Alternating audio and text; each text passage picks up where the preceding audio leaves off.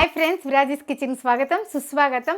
ఈ రోజు మనం అన్ని పప్పులు వేసి దోశ పోస్తున్నామండి. అది కూడా ముందు రోజు నానబెట్టి రుబ్బే పని లేకుండా అప్పటికప్పుడే పిండి పట్టించామా, దోశ వేసామా, తిన్నామా అట్లుంటుందండి. ఈ దోశ ఈజీగా ఫాస్ట్గా అయిపోతుంది. హెల్దీ రెసిపీ కూడా అండి. షుగర్ పేషెంట్ వాళ్ళకి చాలా యూస్ఫుల్ అవుతుందండి. ఇంకెందుకు ఆలస్యం, ఆటలాడుతూ చేసేద్దాం, చూసేద్దాం రండి. ఈ వీడియో పూర్తిగా చూడండి. ఈ వీడియో కనుక నచ్చినట్లయితే ఒక్క లైక్ చేయండి, అలానే హైప్ చేయండి. మన చిరుధాన్యాల దోశకి ఏమేమి వేస్తున్నామంటే ఇవన్నీ అండి. నేను ఇక్కడ అన్ని పప్పులు సమానంగా తీసుకున్నానండి. అన్ని అర కప్పే తీసుకున్నాను. మీరు గ్లాస్ అయినా తీసుకోండి, కప్ అయినా తీసుకోండి. అన్ని ఈక్వల్ గా వేయండి, సరిపోతుంది. పెసళ్ళు, పచ్చనిపప్పు, రాగులు, ఉద్దిపప్పు, కందిపప్పు, బియ్యం. ఇప్పుడు వీటిని అన్నిటిని కడిగి పెట్టేద్దామండి. ఇలా నానబెట్టి కడిగి పెట్టేసినామంటే పొద్దున్న లేస్తేనే మనము దోశ వేసుకునేదే అండి. మనం రుబ్బి కూడా నైట్ స్టోర్ చేయాల్సిన పని లేదండి. పడుకునేటప్పుడు ఇలా నానపెడితే సరిపోతుంది. అలాగే ఈ స్పూన్తో 1 స్పూన్ మెంతులండి. అంతే అండి. ఇప్పుడు దీన్ని బాగా కడిగి మూత పెట్టి పక్కన పెట్టేద్దామండి. పొద్దున్న లేసి రుబ్బుకుందాము.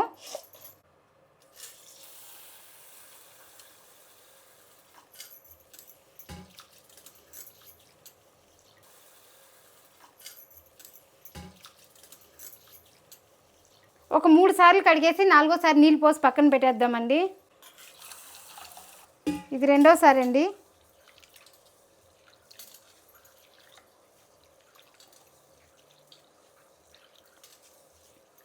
ఇప్పుడు ముచ్చటగా 3వసారి కడుక్కుందామండి. ఇలా 3 సార్లు కడుక్కున్న తర్వాత 4వసారి నీళ్ళు పోసి పక్కన పెట్టేద్దామండి. రేపు పొద్దునకి ఎత్తుకుందామండి. ఇంకా రాత్రి అంతా నానబెట్టాం కదండి పప్పులు. ఇప్పుడు చూద్దాం రండి. చూసేసి మనం పిండి పట్టించేసామంటే దోశ వేసుకోవడమే అండి. చూడండి, పప్పులు ఎంత బాగా నాని ఉబ్బినాయి. ఇప్పుడు ఒకసారి కడిగేసి ఈ నీళ్ళు వంచేద్దామండి. వంచేసి ఇప్పుడు మిక్సీ పట్టేద్దామండి. నీళ్ళు పోసుకోవాలండి రుబ్బేటప్పుడు.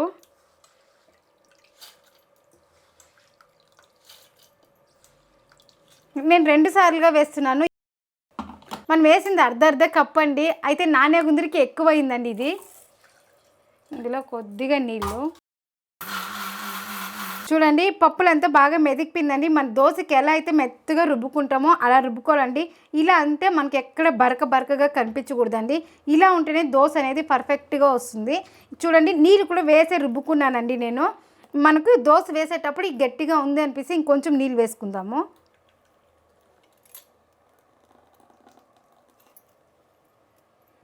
ఇప్పుడు మిగిలిన పప్పులు కూడా వేసేద్దాం.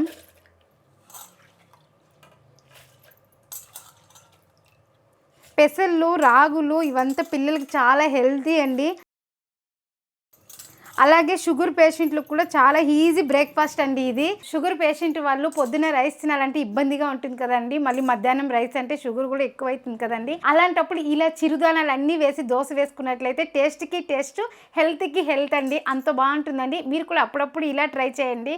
చాలా అంటే చాలా బాగుంటుందండి. కాకపోతే ఇది వేడిగా తింటేనే బాగుంటుందండి. ఇంకా తింటాము అన్నంగా దోశలు వేసుకున్నారంటే చాలా టేస్ట్గా ఉంటుంది. వేడిగా సూపర్గా ఉంటుందండి. నీళ్ళు కూడా వేసాను ఇందులో. ఇప్పుడు మిక్సీ పెట్టేద్దాం. అంతే అండి. దీన్ని కూడా ఇందులో వేసేద్దాం.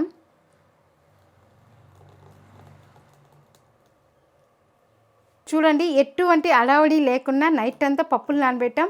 పొద్దున్న లేస్తేనే దోశకి రుబ్బేసినాం కదండి. ఎంత ఈజీ బ్రేక్ఫాస్ట్ అండి ఇది. ఇందులో ఏమీ వేయలేదు కదండి ఇందాక రుబ్బేటప్పుడు. ఇప్పుడు మనం సాల్ట్, కొంచెం చక్కెర వేసి మిక్స్ చేసి పక్కన పెట్టేసినామంటే సాంబారు చట్నీ అవుతానే దోశలు వేసుకునేయచ్చండి. చూడండి, రుచికి సరిపోయినంత ఉప్పు, అలాగే నేను కొద్దిగా చక్కెర వేస్తున్నానండి. కొద్దిగా నీళ్ళు వేద్దామండి. ఎందుకక్క మీరు చక్కెర వేస్తున్నారని చాలామందికి డౌట్ ఉంటుందండి. చిన్నపిల్లలు తినేటప్పుడు కమ్మగా ఉంటుందండి దోశలు అనేది. ఇంకొకటి వేయండి అమ్మ అంటారండి ఆ రుచిని బట్టి. కాబట్టి నేను కొద్దిగా షుగర్ వేసానండి. ఒకవేళ మీకు షుగర్ ఇష్టం లేదంటే స్కిప్ చేసుకోవచ్చండి, ఇబ్బంది ఏం లేదు. నేను ఊరికి టేస్ట్ కోసం కొద్దిగా వేసాను అంతే అండి. షుగర్ వేయకపోయినా కానీ మన దోశలు పర్ఫెక్ట్గా వస్తాయండి. పల్స్గా పేపర్ లాగా మన మసాలా దోశ ఎట్లయితే చేస్తారో అట్లే ఉంటుందండి దోశ. కాకపోతే మనము అన్ని చిరుధాన్యాలు వేసాం కదా, ఈ టేస్టే వేరేలాగా ఉంటుంది, ఆ టేస్టే వేరేలాగా ఉంటుందండి. అది వాళ్ళు బియ్యం క్వాంటిటీ ఎక్కువ వేస్తారు, ఇక్కడ మనం పప్పుల క్వాంటిటీ ఎక్కువ వేసాం కదండి. కాబట్టి ఈ రెండింటికి టేస్ట్ అయితే డిఫరెంట్గా ఉంటుందండి. ఈ ఉప్పు చక్కెర బాగా కలిసేదాకా బాగా కలుపుకోవాలి. కలిపేసిన తర్వాత మనం మూత పెట్టి పక్కన పెట్టేసినామంటే దీనికి కాంబినేషన్గా మీరు పల్లీ చట్నీ అయినా కొబ్బరి చట్నీ అయినా ఏదైనా చేసుకోవచ్చండి. కాకపోతే మనం హోటల్కి వెళ్ళినప్పుడు దోశ తీసుకున్నా కానీ మసాలా దోశ ఏది తీసుకున్నా వాళ్ళు 2 రకాలు 3 రకాలు పెడతారు కదండి. మనం పిల్లలకు కూడా కొంచెం టైం తీసుకొని 2 రకాలు అలా చేసి పెట్టినామంటే చూడండి నాన్న హోటల్లో లాగా ఒక చట్నీ ఒక సాంబార్ చేసినా ఎంతో బాగుంటుందన్న తిని చూడండి అంటే వాళ్ళు ఇష్టంగా చూడండి మన మమ్మీ హోటల్ స్టైల్లో చేసినారని ఇష్టంగానూ తింటారండి. కాబట్టి నేను ఒక చట్నీ ఒక సాంబార్ 2 చేస్తున్నానండి ఈరోజు. ఇప్పుడు ఫస్ట్ సాంబార్కి పప్పు పెట్టేద్దామండి కుక్కర్లో. ఈ దోశకి నేను ఇక్కడ పెసరపప్పు సాంబార్ చేస్తున్నానండి. అది పచ్చిమిరపకాయలు ఎండుమిరపకాయలు వాడకుండా కారపొడి వేసి చేస్తున్నానండి. అది కూడా చాలా బాగుంటుందండి. నార్మల్ ఇడ్లీకి కూడా చాలా అంటే చాలా బాగుంటుంది. మీరు ఈసారి ఇలా ట్రై చేయండి, ఇంట్లో వాళ్ళు కూడా ఇష్టంగా తింటారు. దీనికి వచ్చి ముందుగా పెసరపప్పు 1/2 కప్పు తీసుకున్నానండి. దీన్ని బాగా కడిగేసి కుక్కర్కి పెట్టేద్దాము. ఫస్ట్ పెసరపప్పు కడిగి కుక్కర్ పెట్టేద్దాం మనం స్టవ్ పైన.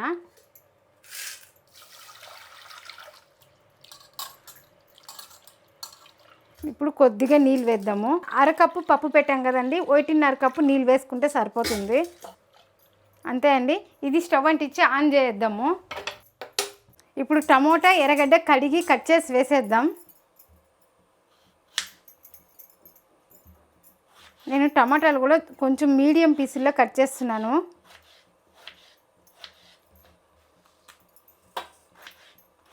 ఇలా సన్నగానే కట్ చేస్తున్నానండి. ఎందుకంటే మళ్ళీ మనం పప్పు మెదిపేలేదు, అలానే కుక్కర్ పెడతాం కదా మెత్తగా అయిపోతుంది. గట్టితో నరిపినామంటే సరిపోతుంది.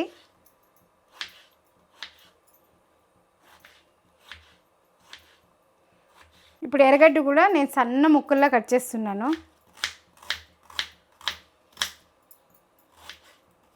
ఒకవేళ మీరు దేవుడికి పూజ చేసినట్లు ఇట్లా ఎర్రగడ్డ తెల్లగడ్డ తినకూడదంటే స్కిప్ చేసేయండి, పర్వాలేదు. ఇప్పుడు ఎర్రగడ్డ టమాటా వేసేద్దాం. ఇందులోనే కొద్దిగా పసుపు, అలాగే కొద్దిగా నూనె. అప్పుడే ఉడికేకి కూడా స్టార్ట్ అయిందండి. ఇలా ఒక్కసారి కలిపేసి మూత పెట్టేద్దామండి. ఉడుకుతాను చూసారా, మనకు ఫాస్ట్లో అయిపోతుందండి. సాంబార్ కూడా ఇలా పప్పు కడిగి కుక్కర్ పెట్టేసి స్టవ్ అంటించేసినామంటే మళ్ళీ కట్ చేసి వేసేదాని వల్ల బిన్నె వేడెక్కుతుందండి. మనం ఇవన్నీ వేసే ముందరికి ఉడికే స్టార్ట్ అవుతుంది. కుక్కర్ మూత పెడితేనే 5 నిమిషాల్లో విజిల్ వచ్చేస్తుందండి. ఫాస్ట్లోనే అయిపోతుంది. అంతే అండి. 3 విజిల్లు వస్తే స్టవ్ ఆపేద్దాం. చూడండి చింతపండు కొద్దిగా తీసుకున్నానండి. మనం సాంబార్ చేస్తా అంటే క్వాంటిటీ కూడా తక్కువ కదా, దీన్ని కడిగి నానపెట్టేస్తామండి. ఈ చింతపండు గొజ్జు సాంబార్లో మళ్ళీ వేసుకుందాం. పల్లీ చట్నీకి కావాల్సిన పదార్థాలు చూద్దాం రండి. పల్లీలు 1/2 కప్పు. పల్లీలు ఎంత తీసుకున్నామో పచ్చి కొబ్బరి కూడా అంతే తీసుకోవాలండి. ఇది 1/2 కప్పు తీసుకున్నాను. ఒక 5-6 పచ్చిమిరపకాయలు, కొద్దిగా అల్లము, కొత్తిమీర, కొద్దిగా చింతపండు. ఇప్పుడు ముందుగా ఆయిల్ వేసుకుందాం. ఈ ఆయిల్లో పల్లీలు వేయించుకుందాము. ఈ పల్లీలు కొంచెం బాగా వేయించుకోవాలండి. మళ్ళీ పచ్చిమిరపకాయలు వేద్దాం.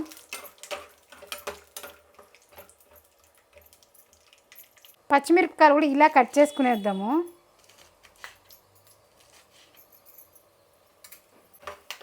చూడండి ఈ మాత్రం వేగినప్పుడు పచ్చిమిర్చి వేద్దామండి. కారం చూసి వేసుకోండి. అలాగే అల్లం,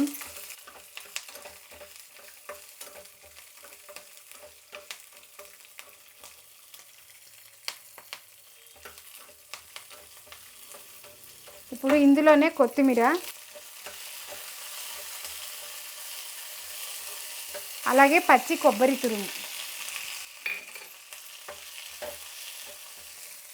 చింతపండు కూడా కడిగి ఇందులోనే వేసేస్తున్నానండి. ఇంకా వేయాల్సింది కొద్దిగా సాల్ట్, అలాగే నీళ్ళు పోసి మనం మిక్సీ పట్టేసినామంటే పల్లీ చట్నీ కూడా రెడీ. మనము పచ్చి కొబ్బరి తురుము వేసినాక ఎక్కువ వేయించేద్దండి. వేడి ఎక్కిందంటే సరిపోతుంది. స్టవ్ ఆపేద్దాం. ఇది చల్లారిన తర్వాత మిక్సీ పెట్టేద్దామండి. మన పప్పు కూడా ఉడికిపోయిందండి. పప్పుకి తిరుగుబాతు పెట్టాలి కదా, దానికి కావాల్సిన పదార్థాలు రెడీ చేసుకుందామండి. నేను ఇక్కడ చిన్న ఎర్రగడ్డలు తీసుకున్నానండి. చిన్న ఎర్రగడ్డలు కూడా తొక్క తీసేసాను. చూడండి చిన్న ఎర్రగడ్డలు తీసుకున్నాను. ఇది పెద్ద పెద్దగా ఉన్నాయండి. కొంచెం కట్ చేసుకుందాము మీడియం సైజులోకి. ఇలా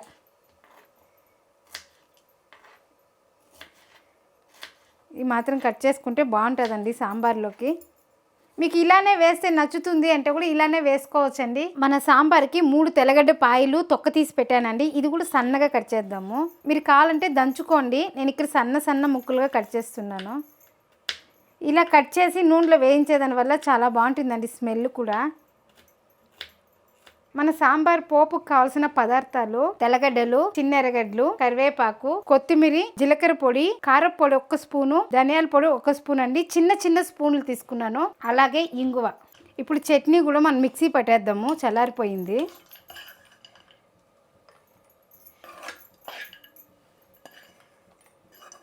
ఇప్పుడు రుచికి సరిపోయినంత సాల్ట్ వేసుకుందాం. కొద్దిగా నీళ్ళు వేసుకుందాం.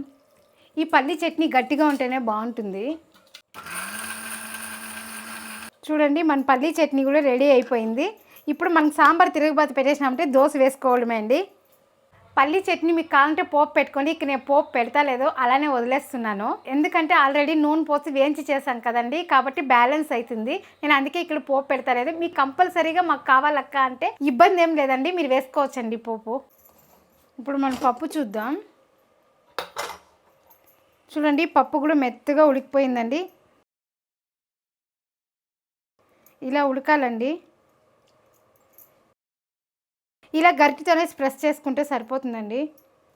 పెసరపప్పు ఒక 2 విజిల్లు ఎక్కువ పెట్టినామంటే మెత్తగా ఉడికిపోతుందండి, ఎనిపే పని ఉండదు.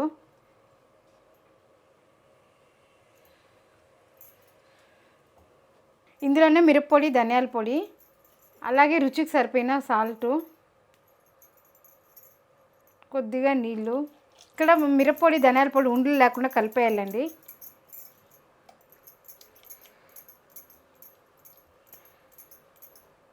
ఇందాక మనం చింతపండు నానబెట్టుకున్నాం కదండి, ఇది కూడా గొజ్జు తీసేసి పోయేస్తాము. కొద్దిగానే వేయండి చింతపండు, మనకి టిఫిన్కి అంతా పులుపు ఎక్కువ ఉంటే బాగోదు. ఇందులో కొద్దిగా నీళ్ళు వేసుకుందాము. మనకు సాంబార్ తిక్కుగా ఉంటే కూడా బాగోదు. బాగా కలిపేద్దాము.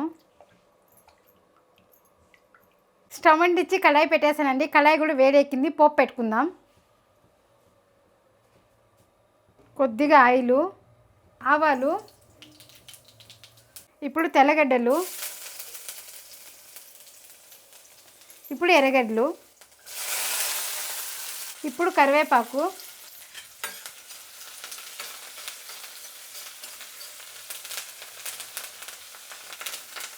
ఇప్పుడు జీలకర్ర పౌడర్, ఇందులోనే ఇంగువ,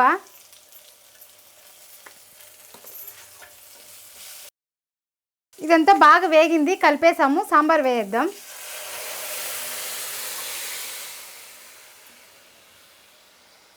ఇప్పుడు కలుపుకుందాం ఒకసారి.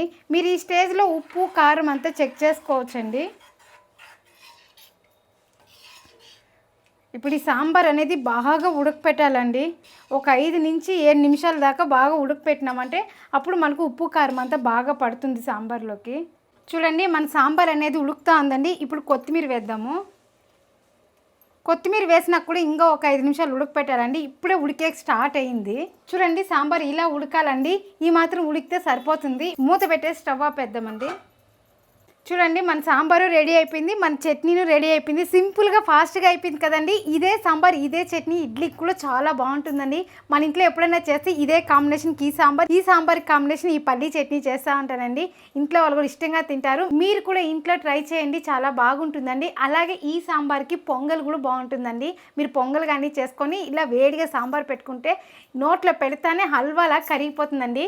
స్టవ్ మీద దోశ పెనం కూడా పెట్టేసినానండి. వేడెక్కిపోయింది. ఇప్పుడు దోశలు వేసుకుందాం. మనం ఒకసారి ఎర్రగడ్డతో ఇలా దుద్దుకుందామండి. పిండి ఒకసారి బాగా కలుపుకుందామండి. ఇప్పుడు దోశలు వేసుకుందాం. మీకు చిన్నది కావాలా పెద్దది కావాలా చూసి వేసుకోండి. అలాగే పల్సగా వస్తుందండి మీరు స్ప్రెడ్ చేసే అందరికీ.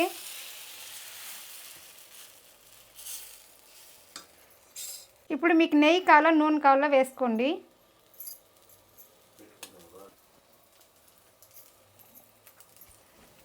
బాగా కాల్చాలండి. కొంతసేపు మీడియం ఫ్లేమ్లో పెట్టుకొని, ఎక్కువ మంట పెట్టినారంటే కాలిపోయినట్లు ఉంటుంది. కాకపోతే లోపలంతా బాగా స్టీమ్ అవుదండి. కాబట్టి మనం మీడియం ఫ్లేమ్లో పెట్టుకొని కాల్చుకున్నామంటే దోశ అనేది బాగా స్టీమ్ అవుతుంది. పిల్లలకు కూడా జీర్ణశక్తి కూడా బాగా అవుతుందండి. మీకు కావాలంటే రెండో సైడ్ తిప్పించుకోండి, వద్దంటే ఒక పక్కనే కూడా తీసుకోవచ్చు. నేనైతే 2 పక్కల కాలుస్తున్నానండి. చూడండి ఊరికి అలా అంటేనే వచ్చేస్తుంది దోశ. తిప్పించుకున్నానండి, నేను 2 సైడ్లు కాలుస్తున్నాను. ఎందుకంటే పప్పులు కదండి మనం అన్నీ వేసిండేది, కాబట్టి బాగా కాలితేనే అండి బాగుండేది. అందుకే నేను 2 పక్కల కాల్చుకుంటున్నాను. ఇప్పుడు తీసేద్దాం. చూడండి మన దోశ అనేది రెడీ అయిపోయిందండి. ఇంకొక దోశ వేసుకుందాము.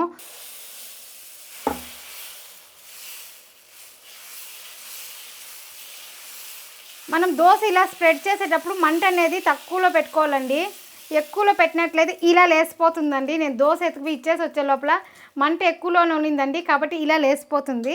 కాబట్టి మనం మంట అనేది తక్కువ ఫ్లేమ్లో పెట్టుకోవాలండి.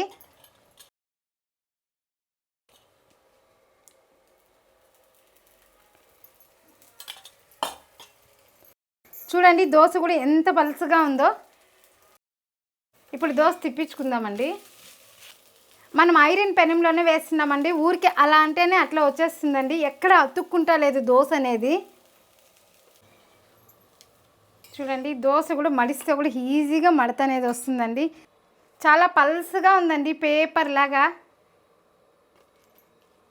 ఇప్పుడు ఇంట్లో వాళ్ళకి టైం అయిపోయిందండి, టిఫిన్ ఇచ్చేసినామంటే వాళ్ళు తింటూ ఉంటారు, మనం దోశలు వేసి ఇచ్చేయచ్చు. సాంబార్ కూడా గట్టిగా లేకుండా పల్స్గా లేకుండా మీడియంగా ఉందండి. చూడండి మన హోటల్ స్టైల్లో సాంబార్ చట్నీ దోశ అండి. దీనికి ఒక ఉద్ది వడ పెట్టేసినామంటే హోటల్ స్టైలే అండి. ఇప్పుడు ఇంట్లో వాళ్ళకి ఇచ్చేద్దాం తిని. ఇప్పుడు ఇలానే ఇంకొకటి వేసుకుందామండి.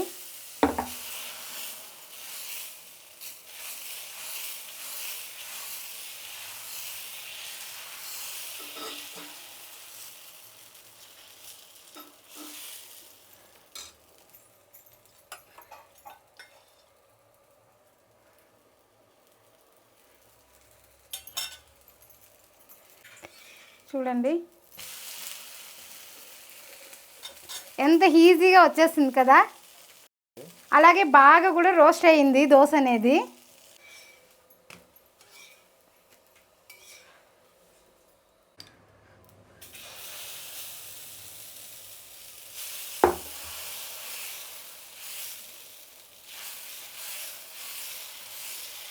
మనం తక్కువలో పెట్టుకొని కాల్చుకున్నట్లయితే చూడండి ఎంతైనా స్ప్రెడ్ చేయొచ్చండి.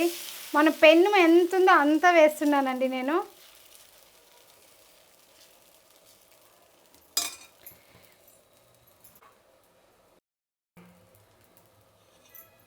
ఇప్పుడు చూడండి మన దోశ కూడా ఎంత ఈజీగా వచ్చేస్తుందో. చూసారా పెద్ద దోశ అండి. మన పెను ఎంత ఉందో అంత పోసానండి దోశ. అంతే అండి మన దోశ ఈజీగా రెడీ అండి. అంతే అండి, మనం ఏం చేసినా ఫాస్ట్లోను టేస్ట్లోను క్వాలిటీలోను ఎందులోనూ రాజీ పడకూడదండి. ఎందులో రాజీ పడదు, మీరు రాజీ పడకండి. ఇలాంటి హెల్తీ దోశనే మనం పెసరట్టు కూడా చేస్తామండి. ఇక్కడ క్లిక్ చేసి చూడండి, ఆ వీడియో కూడా మీకు చాలా నచ్చుతుంది. అది కూడా అంతే అండి, రాత్రి నానపెట్టేసి పొద్దున్న లేసి రుబ్బుకొని దోశ చేసుకునేసేదండి. చాలా ఫాస్ట్గా అయిపోతుంది. అలాగే హెల్తీ రెసిపీ కూడా అండి. ఇలాంటి మంచి మంచి రెసిపీలతో మళ్ళీ కలుద్దాం. బాయ్.